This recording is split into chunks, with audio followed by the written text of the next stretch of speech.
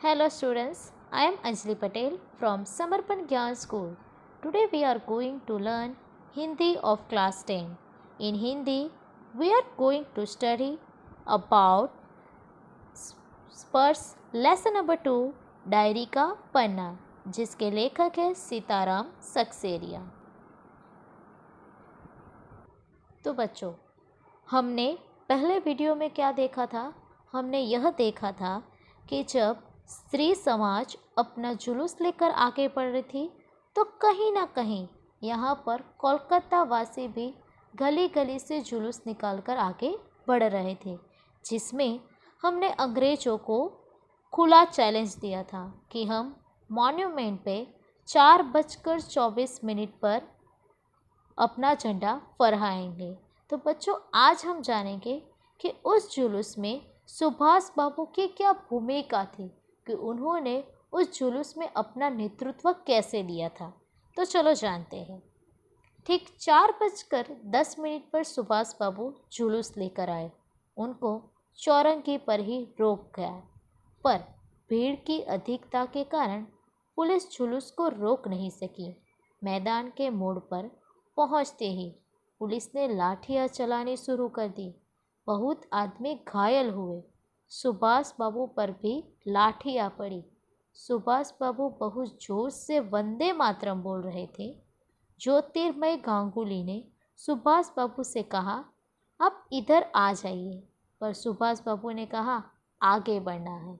तो बच्चों, यहाँ पर हमें दिखाया गया है कि सुभाष बाबू 4:10 पर अपना जुलूस चौरंगी के पास पहुँच चुके थे। कि हमने मैदान में क्या डिसाइड किया था कि हम मॉन्यूमेंट पे अपना झंडा 4:24 पर फहराएंगे, और उसको मद्देनज़र रखते हुए सुभाष बाबू अपना जुलूस लेकर वह कितने बजे पहुँचे? 4:10 पर।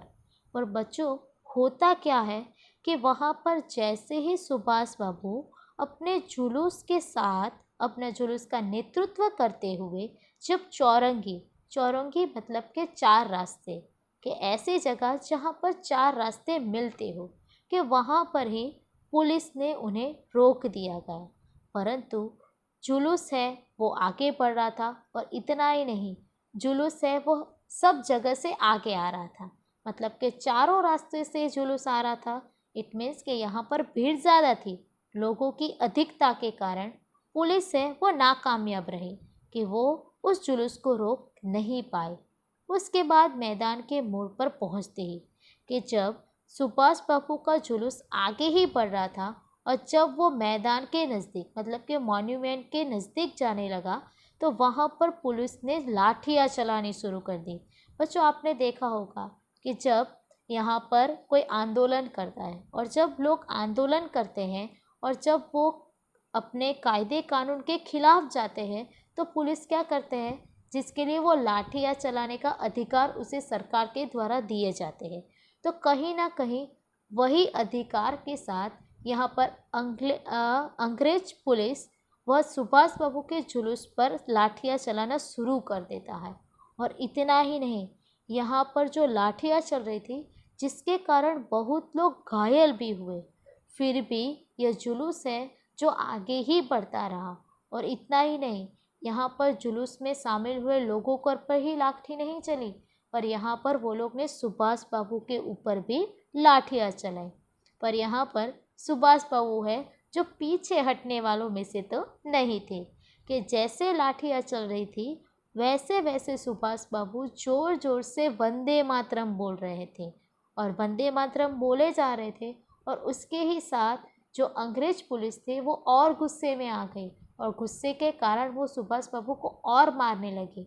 और कहीं ना कहीं यह से जो हो रहा था वो सब ज्योतिर्मय गांगुली मतलब कि यहाँ पर सुभाष बाबू के जुलूस में एक और कार्यकर्ता थे, और जिसका नाम था ज्योतिर्मय गांगुली, जिसने सुभाष बाबू के ऊपर चलती हुई लाठियों को देखकर वह क्या कहते हैं कि आप इधर आ जाइए।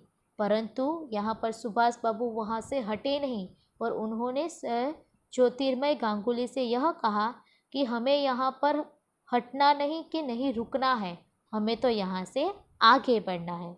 उसके बाद यह सब तो अपनी सुनी हुई लिख रहे हैं, पर सुभाष बाबू का और अपना विशेष फासला नहीं था। सुभाष बाबू बड़े जोर से वंदे मातरम बोलते थे। यह अपनी आंखों से देखा। पुलिस भयानक रूप से लाठियां चला रही थी।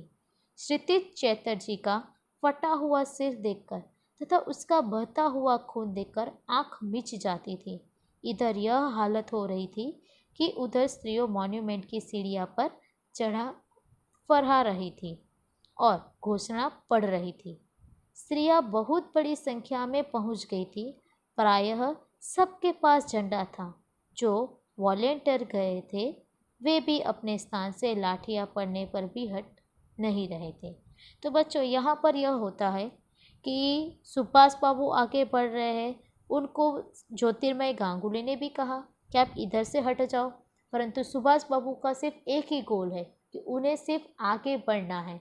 और उसके बाद यह सब कि हम सब ने तो डायरी के पन्ने में लिखी हुई बातों को याद करते हैं, पर उस दिन तो लेखक ने पहली बार अपने आँखों के सामने सुभाष बाबू को देखा। और इतना ही नहीं, सुभाष बाबू के मुंह से निकले हुए वंदे मातरम भी लेखक ने पहली बार सुने, जिसके लिए लेखक को अपने आप पे यकीन नहीं हो रहा था कि जिस सुभाष बाबू के लिए मैं इतना जानता हूँ वो आज मेरे सामने है, जिनकी आवाज़ में आज सुन रहा हूँ। और यह सब देखकर लेखक ने यह भी देखा कि जैसे जैसे सुभाष बाबू वंदे मातरम बोलते जा रहे थे वैसे वैसे पुलिस उनके ऊपर लाठियाँ चलाई जा रही थी। इतना ही नहीं, उस समय वहाँ पर और एक कार्यकर्ता बताया गया है, और वो कार्यकर्ता था क्षितिज चटर्जी, कि जिनके लाठियाँ चलाते समय उनका सिर फट जाता है और जिसको देखकर यहाँ पर खून देखकर आंख मिच जाना, मतलब कि लेखक डर गए। परंतु यह जो जुलूस था वो पीछे हटने वालों में से नहीं था। और वैसा ही हुआ कि यहाँ पर स्त्रियाँ अपना जुलूस लेकर वो मॉन्यूमेंट पर पहुँच ही गई। और वो सीढ़ियाँ चढ़ने के बाद उन्होंने झंडा फहरा भी लिया और उसकी घोषणा भी पढ़ ली। मतलब कि जब झंडा फहरा दिया उसके बाद हमने प्रतिज्ञा पढ़ने की बात सुनी थी, और वही यहाँ पर स्त्रियों के जुलूस ने किया। पर उसमें क्या हुआ बच्चों कि यहाँ पर जुलूस में जो लोग थे, जो स्त्रियाँ थी, वो दो हिस्से में बट गई थी कि आधी स्त्रियों का जुट जो था, आधी स्त्रियाँ थी वो मॉन्यूमेंट की सीढ़ियाँ चढ़ रही थी और आधी स्त्रियाँ हैं वो वहाँ पर मॉन्यूमेंट की सीढ़ियों पर खड़ी रह गई, जिसके कारण पुलिस वहाँ पर वो जुलूस को रोके, जिसका सामना यहाँ पर वो जो आधी जो स्त्रियाँ थी जो अपने सावधान रूप से, मतलब कि वो रक्षण करने के लिए जो खड़ी थी, उनके लिए था। इट मीन्स कि यहाँ पर यह बोला गया है कि जो स्त्रियाँ थी वो दो हिस्से में बट गई थी। एक हिस्सा था जो मॉन्यूमेंट के ऊपर झंडा फहराने गया था, और जो दूसरा हिस्सा था वह फहराने पर कोई संकट ना आए, मतलब कि जो कोई झंडा फहराने जाए उन्हें कोई रोक ना था, जिसके लिए वो रक्षण के रूप में वहाँ पर खड़ी थी, जिसके लिए यहाँ पर बोला गया है वॉलेंटियर, मतलब कि वो रक्षक के रूप में वहाँ पर खड़ी हो रही थी। और इतना ही नहीं, जिसके लिए यहाँ पर अंग्रेज पुलिस ने बहुत कोशिश की कि यह जो स्त्रियों का जो जुलूस है उनको मारकर हटा दिया जाए, पर यहाँ पर कहीं ना कहीं कोलकाता वासी की स्त्रियाँ भी कोई किसी से कम नहीं थी कि वो भी यहाँ पर डटकर सामना कर रहे थे।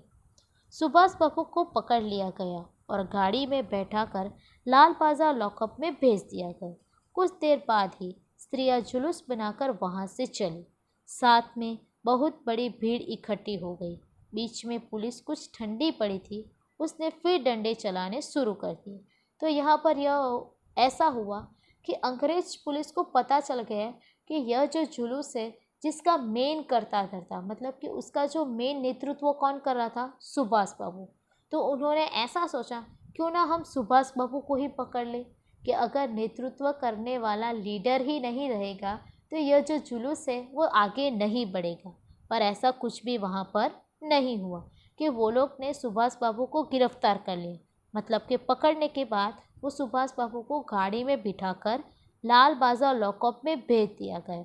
और जैसे ही स्त्री के जुलूस को यह बात पता चली तो वो लोग ने क्या किया, मॉन्यूमेंट पे झंडा फहराया, प्रतिज्ञा भी पड़ी। और जैसे यह सब कुछ हो गया तो वो अपना जुलूस लेकर किसकी ओर बढ़ी? लाल बाजार लॉकअप के रास्ते की ओर बढ़ी। साथ में भी बहुत बड़ी भीड़ इकट्ठी हो गई। मतलब कि सभी भीड़ है, जो सभी लोग थे वो स्त्रियों के जुलूस में वापस इकट्ठे हो रहे थे। और उस बीच में पुलिस को ऐसा लगा कि ये जो जुलूस है वो कहीं ना कहीं टूट ही जाने वाला है, परंतु जिसके कारण पुलिस थोड़ी ठंडी पड़ गई, मतलब कि शांत हो गई। और उसके बाद पुलिस ने यह भी देखा कि यहाँ पर जुलूस हम टूटने की बात कर रहे थे, तोड़ने की बात करें, यहाँ पर तो जुलूस तोड़ने की जगह पर और इंसान और जो कोलकाता वासी है वो जुलूस में इकट्ठे हो रहे, जिसके लिए यहाँ पर पुलिस वाले ने वापस से डंडे चलाने शुरू कर दिए। अब की बार भीड़ ज़्यादा होने के कारण बहुत आदमी घायल हुए कि यहाँ पर पुलिस है वो अपने डंडे चलाने शुरू कर दे, जिसके कारण वो जो जुलूस था वो कहीं ना कहीं टूट रहा था। और वो कैसे टूट रहा था कि लोग घायल हो रहे थे, और घायल होने के कारण वो जो लोग थे वो वहीं पे बैठ गए। मतलब कि होता क्या है कि धर्मतले के मोड़ पर आकर जुलूस टूट गए।